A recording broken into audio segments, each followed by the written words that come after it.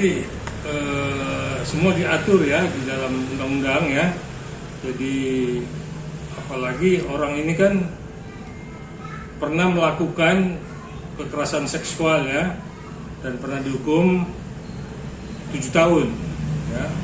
Tidak berapa lama lalu dia baru keluar dan dia sudah melakukan aksinya lagi. Ternyata orang yang sama, makanya ini dalam kategori residivis karena melakukan hal yang serupa.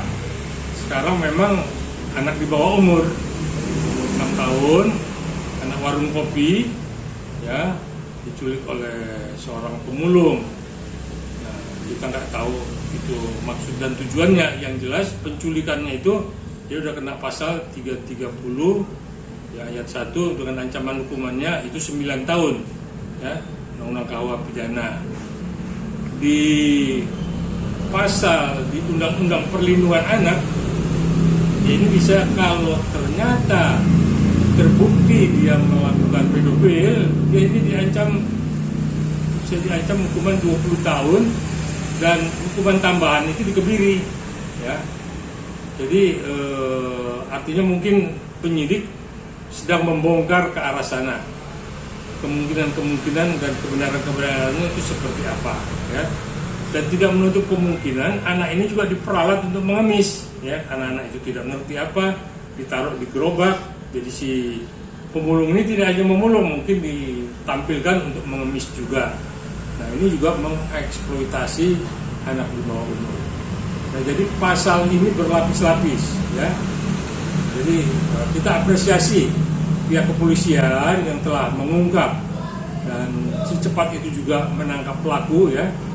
Kurang lebih hampir 1 bulan ya, tapi terungkap ya, supaya memang bisa terjawab motivasi dari penculikan itu. Nah, nanti ke depannya ini kita lihat langkah apa yang memang ternyata hasil penyidikan polisi, hasil penyelidikannya itu seperti apa, apakah ada pedofilnya atau motivasi yang katanya dibilang dia kangen sama anaknya.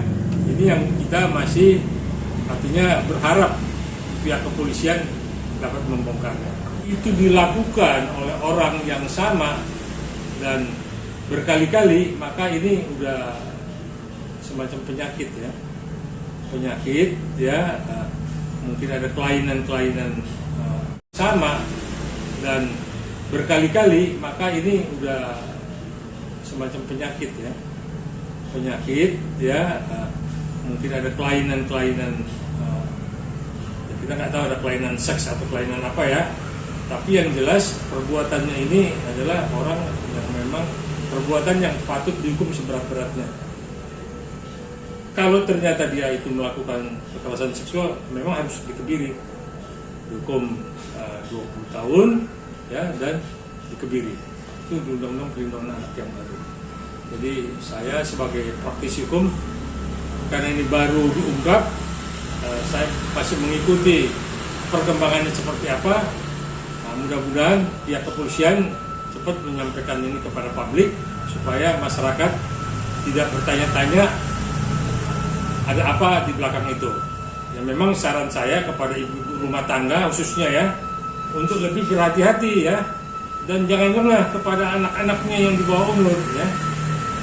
Jadi tidak hanya dengan penculikan aja, hal-hal lain juga bisa terjadi kalau kita memang tidak waspada dengan anak-anak kita, khususnya yang di bawah umur. Balita-balita itu benar-benar diawasi, karena sekarang motivasi menculik anak itu macam-macam, diperdagangkan, diambil organnya, diperalat, dieksploitasi, segala macam lah.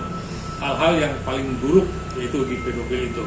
Inilah yang kita himbau ibu-ibu ya, supaya waspada, karena semua kejahatan itu ada di samping kita ketika kita lengah. Ketika kita waspada ya, kita awasi semua ya, mungkin itu akan jauh dari sekitar kita. Ya biasa ganti-ganti nama kan ya, hari ini namanya siapa, lusa namanya siapa, tahun depan namanya siapa, artinya dia selalu merubah namanya supaya memang tidak mudah dilacak ya.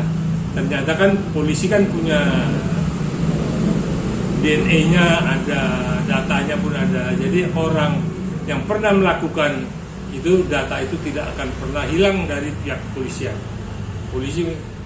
Polisi kita udah canggih sekarang, punya alat untuk mentes itu, sehingga yang dilakukan hari ini oleh siapa, beberapa tahun kemudian dilakukan oleh orang yang berbeda, ya itu ketahuan juga, apalagi orang yang sama. Dari sidik jarinya, dari fotonya, dari DNA-nya, dari segala macam cara polisi sudah maju. Biasanya orang yang terdekat lah ya, yang selalu punya niat jahat ya. Tidak dituduh orang susah, di orang menengah atau orang atas. Musuh yang terdekat adalah orang yang ada dekat kita. Itulah musuh yang cepat datang adalah orang yang dekat kita. Itu udah pepatah ya. Jadi kalau dibilang si pemulung ini sering minum kopi di situ, bergaul di situ, apa segala macam itu, dia akan menghilang sebentar, kembali ada maksud lain seperti menculik anaknya ini. Kan tidak disangka kan, orang yang kita percaya, orang yang kita yakini tidak akan berbuat jahat, ternyata dialah orang yang berbuat jahat dengan nama yang dia ganti-ganti. Mungkin dulu dia pakai nama siapa, ketika bergaul di tukang kopi sambil mengintip anaknya itu, dia pakai nama lain, hanya untuk mengawasi dan bagaimana cara membawa anak ini lari dari mata ibunya yang memang lengah pada saat itu. Mungkin kalau anaknya tidak nurut ya, atau tidak bisa diatur, mungkin dia akan melakukan kekerasan ya. Kita kekerasannya juga tidak tahu, apa dipukulin atau dipaksa. Inilah yang kita serahkan semua kepada yang berwajib untuk bisa mengungkap ini. Apakah ada kekerasan, baik itu kekerasan seksual, kekerasan fisik atau kekerasan mental. Karena orang-orang yang tidak pakai otak ya inilah ya, seperti pemulung ini tidak pakai otak tetapi selalu mindsetnya itu jahat. Nah, itulah yang kita apresiasi pada malam ini, pihak kepolisian berhasil membongkarnya. Mudah-mudahan semua terungkap, terjawab, sehingga kita tidak bertanya-tanya lagi. Sekali lagi, ibu-ibu harus waspada, jangan pernah lengah terhadap anak dan cucunya. Ya, terima kasih.